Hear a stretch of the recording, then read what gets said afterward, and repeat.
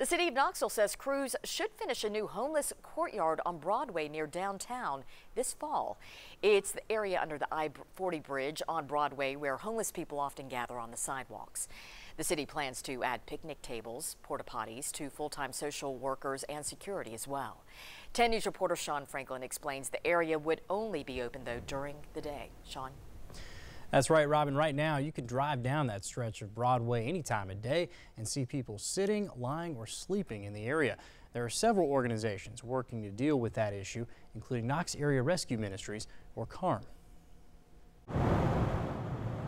The problems are complex, but CARM is not a contributor to what happens underneath the bridge. CARM President and CEO Bert Rosen says people are misunderstanding his organization. But what was beginning to emerge was this sense that the reason that everybody's out there is because that's where CARM has placed them. And it was anything but that. He says the people who gather under the I-40 bridge on Broadway near downtown don't always want CARM's help. Those are not people who are currently receiving services from CARM, but we look forward to the day where we are providing services for them. CARM is now working with the city, which plans to make changes.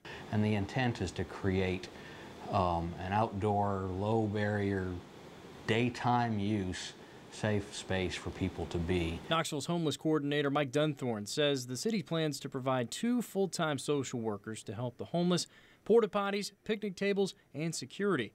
It would cost about $300,000 up front. We'll make it more possible for the police to ask people not to lay on the sidewalks because there's a place that they can go. CARM would be there to offer support when those under the bridge say they're ready for help. So there's a lot of good work that happens and that is getting people out of that situation, but we still see what we see in that area on the streets, and so that means we still have work to do.